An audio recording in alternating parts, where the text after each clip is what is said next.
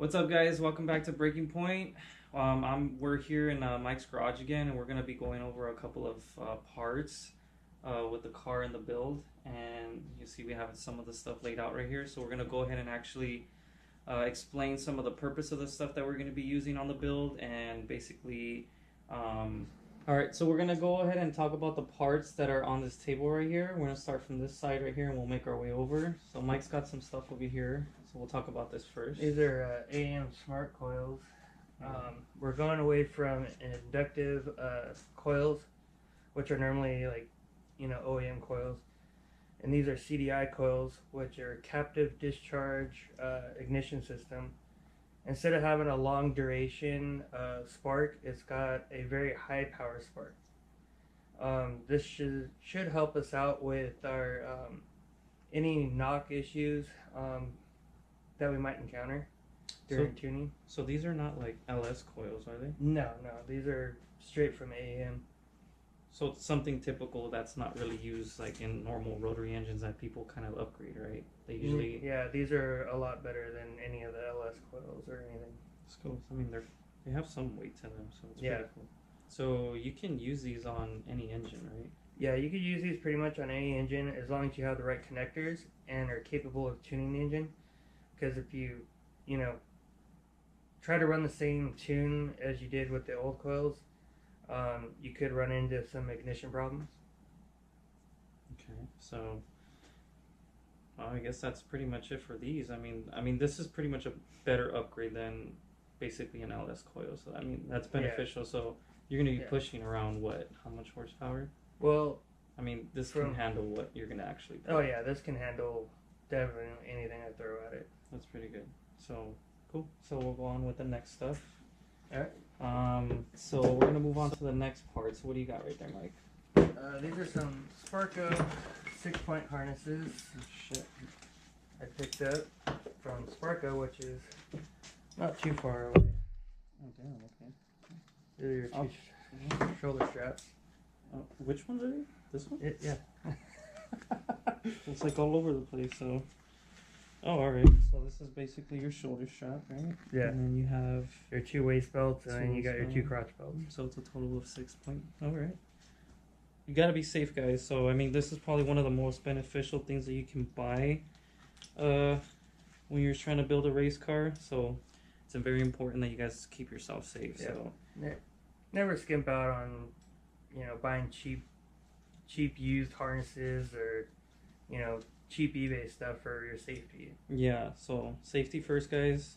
That includes your helmet as well. So, and make sure you guys actually, when you guys buy these, that they're not expired, because there's actually an expiration date for some of this stuff. So just in case if you're not weary about that stuff, make sure if you ever do buy one out in the, used or anything like that, that everything is properly strapped and there's no tears or anything like that, because you don't want to run into a situation where you do have an accident and this doesn't help you. So yeah, it's very important stuff. So good job, Mike. You did a really good job with these. So now you have got the 6-point harness out of the way. What's that? What are those 3 boxes? These are just a bunch of sensors that are going to be used on the new motor. Okay, so that includes like water temp, boost controller, intake air temp. Okay, so stuff like that. Basic essentials when it comes to hooking up your gauges. Okay, so moving on, guys, we're gonna go ahead and actually talk about this. What's here? This is a full function fuel rail that we'll be using.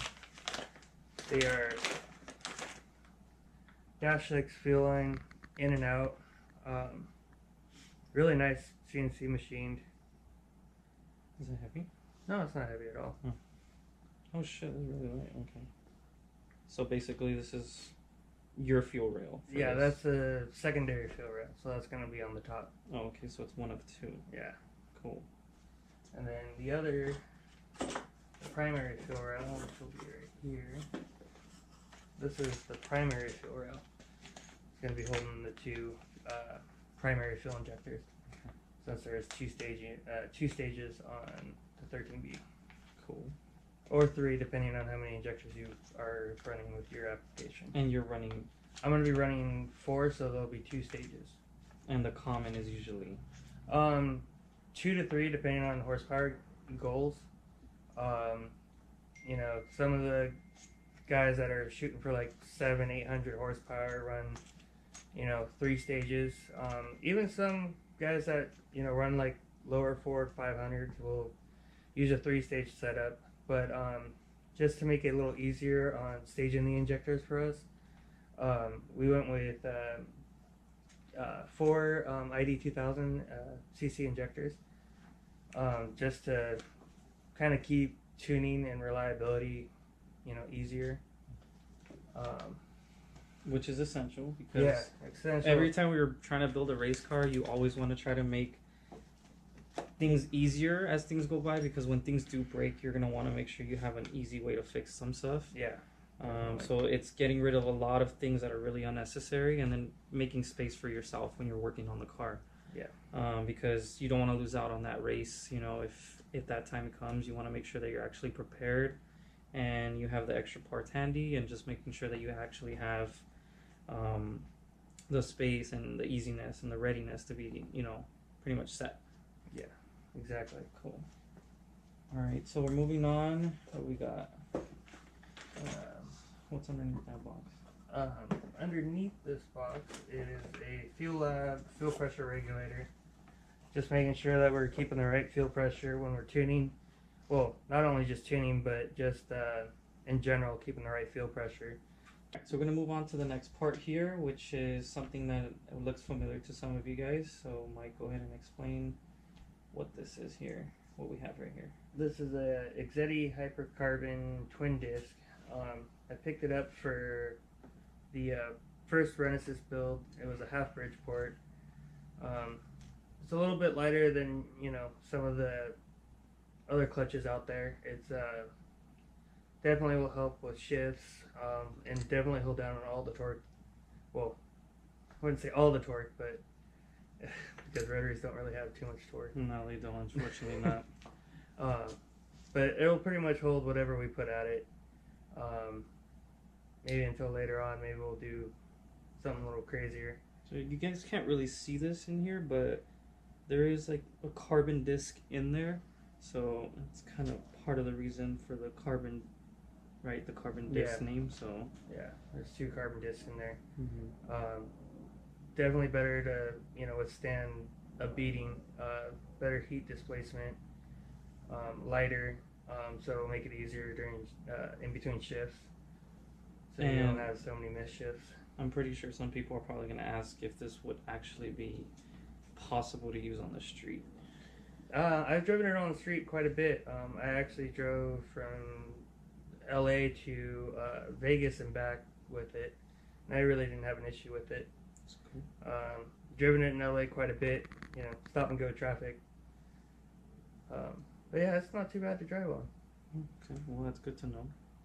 From experience at least. Yeah. So, alright, so put this down right here. Alright, so let's move on to this display here. That is a Heltec IQ3 Street Dash. That's going to be replacing most of my gauges that I had on my dash before. This will pretty much tell me everything I need to know: RPM, mile per hour, all my oil pressures, water temps, anything to do with that I need pretty much. It even has warning lights. They even, for the Street Dash, you're able to even wire it up for like headlights, turn signals, all that type of stuff, so you can actually use this on the street instead of, you know, whatever gauge cluster you have from OEM.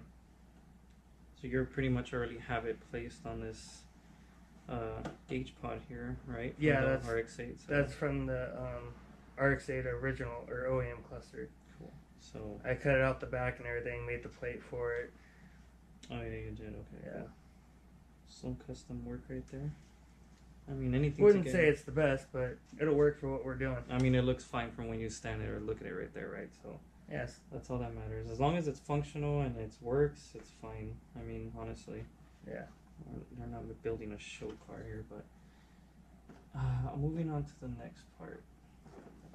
All right, so we have, what is this on Heltec? It's a Heltec 1500 ECU. Pretty much it has 4 ignition and 4 fuel injector outlets. So pretty much that's what we're going to be using. We got our 4 injectors, we got our 4 coils, and then we got our 4 injectors in here for the fuel rails. It has data logging too. It has real-time tuning. Has quite a lot of other features on there too. You could also hook it up with a CAN bus system, like the smart wire systems and stuff. Heltec has. Yeah, that's pretty much covers. And you guys can see that this actually has these 2 outlets here.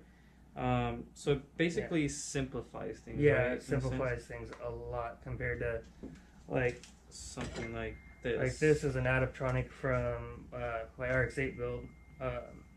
You can see all these freaking wires for the stock OEM harness and OEM ECU. Yeah, so basically this simplifies everything compared to all these wires that are here. So compared to all these like 5 connections here, we have 2 here for basically the same.